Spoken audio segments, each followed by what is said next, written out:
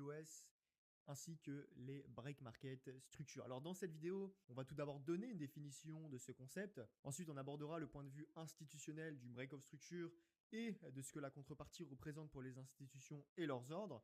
Et puis enfin, les Taurus, on verra concrètement comment le BOS et le BMS se produisent sur les marchés et comment les utiliser. Alors pour commencer, BOS signifie break of structure. Traduit en français, ça veut dire cassure de la structure. Et pour faire simple, le BOS correspond à la cassure de la structure dans laquelle on évoluait au niveau du price action, ce qui crée en fait une nouvelle structure dans laquelle nous allons devoir trader. Vous voyez la structure comme un marché, comme un serpent qui change de peau.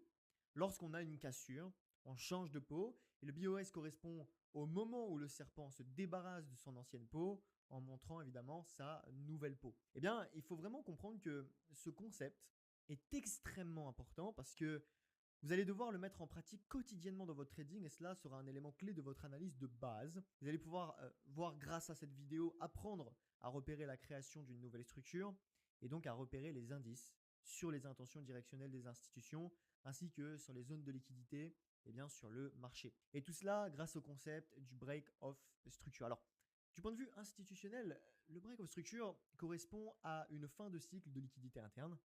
On approfondira ce concept beaucoup plus loin dans la formation, mais pour le moment, on va garder l'explication des choses la plus simple possible, simplicité égale efficacité, pour vraiment que vous puissiez comprendre parfaitement les concepts en avançant ensemble, pas à pas, main dans la main. Pour les institutionnels, le fait de casser une structure de marché représente une raison en lien avec la liquidité. Cela intervient en fait lorsqu'ils n'ont plus assez de liquidité, ce qui les empêche évidemment de continuer à accumuler des ordres dans la structure actuelle. Et pourquoi ? Eh bien, car comme vous le savez, comme on l'a expliqué un petit peu plus tôt, le marché est un zero-sum game. Le marché est un zero-sum game. Ce qui veut dire que pour placer un ordre, les institutionnels ont besoin de la contrepartie à cet ordre. S'ils achètent, ils vont avoir besoin d'un vendeur, donc des ordres vendeurs. S'ils vendent, ils vont avoir besoin d'un acheteur, donc des ordres acheteurs. Et cette contrepartie, c'est de la liquidité sur les marchés. Et ils la trouvent notamment au niveau des highs et des lows de marché. Donc, quand il manque de liquidité, ils sont donc obligés de pousser le prix pour casser un high ou un low d'une structure afin de récupérer de la liquidité dont ils ont besoin dans ce que l'on appelle des pools de liquidité ou en français bassins de liquidité. Mais comprenez pour le moment que lorsque l'on parle de liquidité, en fait, on fait surtout référence à la contrepartie des ordres institutionnels sur le marché. Vraiment qu'on soit clair là-dessus. Donc, pour illustrer ce que l'on vient de dire, comme vous pouvez le voir sur le premier schéma, la liquidité se situe au niveau du high et du low de la structure. D'accord ? Donc, sur le plus haut et sur le plus bas.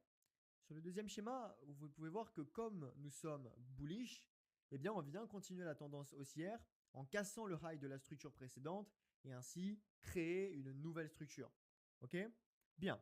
Cette nouvelle structure, et c'est là le point important, c'est qu'elle se situe entre le nouveau high et le low qui a provoqué le mouvement de la cassure, donc qui a provoqué le break of structure. Et là, vous vous posez peut-être une question qui est pour le coup très pertinente si vous la posez. Mais alors pourquoi on n'identifie pas notre structure entre l'extrême low et notre nouveau high ? Eh bien en fait, cela est une question de fractalité de marché que l'on aura l'occasion d'approfondir par la suite. Pour le moment, pour faire simple, comprenez que si ce schéma est par exemple, disons, en une heure, par exemple, si vous montez en time frame, donc en unité de temps, donc disons par exemple un graphique en daily, vous identifierez forcément la nouvelle structure à partir de l'extrême low, puisque le low daily qui produit le BOS correspond à celui-ci. Mais ça, vous ne le faites pas. Encore une fois, on aura l'occasion de l'approfondir par la suite. Vous allez voir que l'objectif de ce mentorat, c'est vraiment d'évoluer le mieux possible, étape par étape. Et ce n'est pas de tout comprendre d'un coup, parce qu'encore une fois, j'ai plus peur de un coup que tu as travaillé 1000 fois que de 1000 coups que tu as travaillé une fois chacun seulement. Forcément, vous allez être beaucoup plus pertinent, beaucoup plus performant, beaucoup plus puissant dans le seul coup que vous avez travaillé 1000 fois. Donc vraiment, allez-y step by step, étape par étape, et vous réussirez en toute tranquillité. Sachez que le prix fonctionne avec des injections de volume et de liquidité sur les marchés. Et dans une structure, entre le point haut et le point bas, le prix doit saisir à un moment ou un autre des liquidités afin de continuer d'évoluer dans une direction ou l'autre. C'est obligatoire. C'est obligatoire et c'est systématique.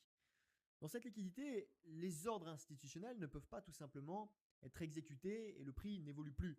Contrairement à ce que beaucoup pensent, le marché Forex peut aussi connaître des problèmes de liquidité Et parfois, les institutions en manquent tout simplement pour faire passer leurs ordres. Ils ne peuvent pas assez, en fait. Ils n'ont pas assez de volume, pas assez de liquidité pour faire passer leurs ordres sur le marché. Parce que rappelez-vous, les grandes institutions financières représentent énormément de volume lorsqu'elles entrent sur le marché. Elles ne peuvent pas cliquer sur leur MT4, MT5, buy ou sell et ça rentre. Non, c'est beaucoup plus compliqué que ça. Et le fait de venir chercher un plus haut ou un plus bas de structure, ça permet au prix de ne pas rester bloqué dans une espèce de cage où en fait il pourrait ne plus en sortir à cause d'un vide de liquidité, à cause d'un problème de liquidité. Lorsque les institutionnels veulent rentrer sur le marché, ça passe par des liquidity providers, ça passe par énormément de choses. Et il y a même des institutionnels qui font propre de liquidity provider. On aura l'occasion d'en parler par la suite. Et ce qui est dangereux avec ça, avec le manque de liquidité donc, c'est que si le prix reste trop longtemps noyé en fait dans une structure donnée, il risque de ne plus avoir assez de liquidité pour bouger et évoluer et donc en sortir. C'est logique. On n'a plus assez de liquidité, on n'a plus assez de force, il faut qu'on dorme. C'est ce qui nuit totalement au profit potentiel des institutions financières. Et ça, il faut vraiment le comprendre. Donc en fait, c'est obligatoire et c'est systématique. Obligatoire. Et puis enfin, le break of structure et donc la création d'une nouvelle structure sert également aux institutions à clôturer une partie de leurs ordres accumulés dans la précédente structure de manière à repartir sur une nouvelle base, sur de nouvelles bases en termes de liquidité. Après avoir accumulé un maximum d'ordre dans la structure, les institutions ils viennent systématiquement chercher la liquidité derrière un high ou un low de structure afin de pouvoir réinjecter de nouveaux ordres, ainsi pouvoir clôturer d'anciens ordres sur le marché avant de pouvoir continuer à évoluer. Ça, c'est tout à fait normal. C'est un cycle naturel. C'est comme l'été, l'automne, l'hiver, le printemps. C'est tout à fait normal. Comprenez que ça se répète continuellement, minute après minute, jour après jour, année après année, mois après mois, seconde après seconde, parce que c'est la seule solution qu'ont les institutionnels pour générer du profit sur les marchés. Ils n'ont tout simplement pas le choix de faire autrement. Okay. Donc, si vous êtes par exemple dans une structure baissière, et que le prix décide de venir casser votre structure par le bas, vous allez avoir dans ce cas-là la création d'une nouvelle structure baissière et donc d'une continuation de la tendance baissière. À ce moment précis, vous devez prendre en compte que le dernier high qui a créé le mouvement qui est venu casser le bas de votre structure, afin de déterminer votre nouvelle structure baissière, il faut le repérer, il faut le comprendre, il faut savoir où est-ce qu'il est. Okay, ça, c'est très important. Eh bien, il va se trouver ici, d'accord, dans cette zone bien précise. Dans le cas contraire, si le prix évolue dans une structure haussière, puisqu'il casse la structure par le haut, cela veut dire que vous allez avoir une nouvelle structure haussière et donc une continuation de la tendance haussière. Et donc, pour repérer votre nouvelle structure haussière, vous devez prendre en compte le dernier lot qui a créé le mouvement, qui est venu casser le haut de votre structure.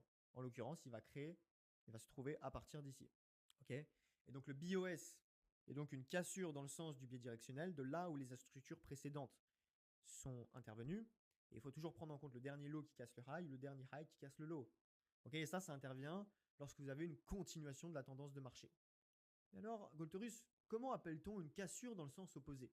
On appelle cela un BMS, un Break of Market Structure, ou encore MSS, donc Market Structure Shift, ou encore même SHOSH, Change of Character.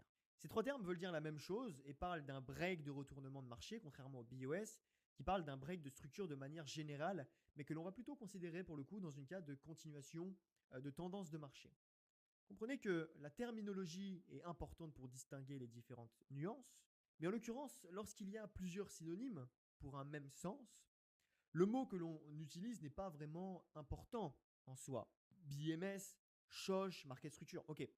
En l'occurrence ici, quand on parle d'une cassure de la structure de marché, il y a seulement deux nuances à distinguer, parce que le marché il est binaire.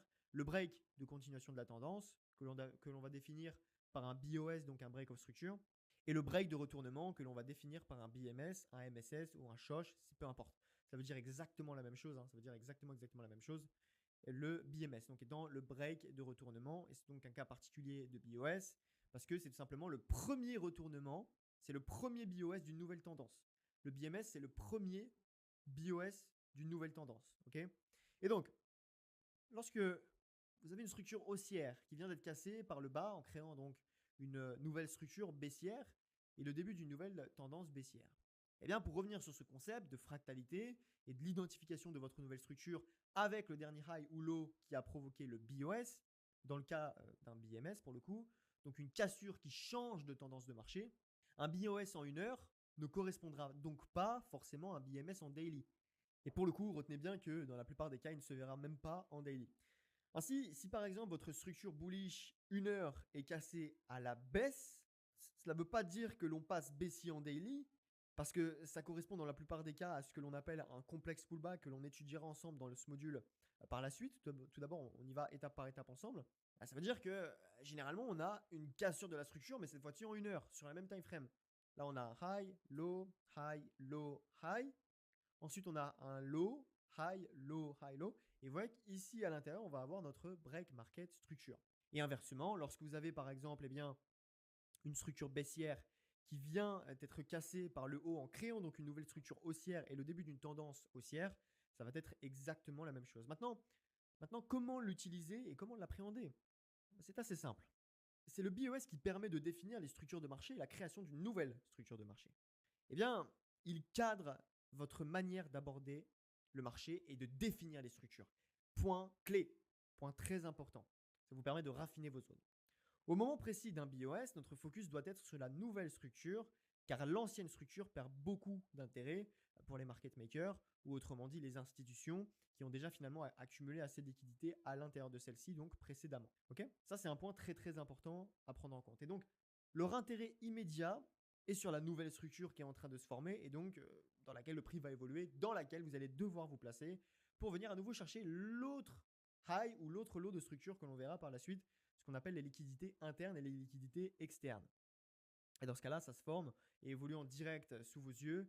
Et donc, votre but, c'est évidemment d'étudier cette tendance, d'étudier ce que le prix va nous donner, etc. etc. Et de manière générale, c'est assez simple de valider, beaucoup plus de probabilité de valider un BOS pour le différencier d'une prise de liquidité, ainsi vraiment d'éviter de se faire piéger par de nombreuses fois sur le marché si c'est du buy side, si c'est du sell side, si c'est de l'inducement, tout ça, c'est des concepts que vous étudierez par la suite.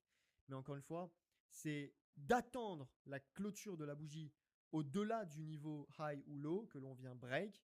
Et en fait, on dit souvent que de valider la cassure avec le corps de bougie, ça veut tout simplement dire que on va attendre la clôture de la bougie qui vient casser afin de voir si le marché se retourne sur le nouveau niveau ou pas. S'il casse avec la mèche, généralement, ce n'est pas un BOS, un BMS. S'il casse avec le corps, généralement, ça s'apparente comme quelque chose de très intéressant. On le verra tout ça beaucoup plus en détail par la suite dans la partie pratique. Vous allez voir que ça va être extrêmement intéressant. Donc, dans l'ensemble, pour conclure, nous avons vu dans cette vidéo le principe du break of structure et en quoi cela est essentiel à intégrer dans votre vision de marché. Et ça peut vraiment vous permettre de définir vos structures de marché qui sont la base même de votre analyse avec votre cadre de trading, savoir si vous allez plutôt acheter ou vendre. Nous avons vu également les types de BOS et de la manière dont les appréhender. Et bien évidemment, les informations que vous assimilerez tout au long de cette formation, de ce mentorat, vous permettront de développer une vision et une compréhension beaucoup plus poussée de cela. Et donc, comme dans chaque vidéo, place au principe clé. Un BOS permet de définir une nouvelle structure avec son high et son low. Pour cela, vous devez considérer le dernier high ou low ayant provoqué le BOS et le BMS, dans le cas contraire, permet d'identifier le début d'une nouvelle tendance. Point clé. Les taurus, c'était Gold. À très vite. Ciao, ciao.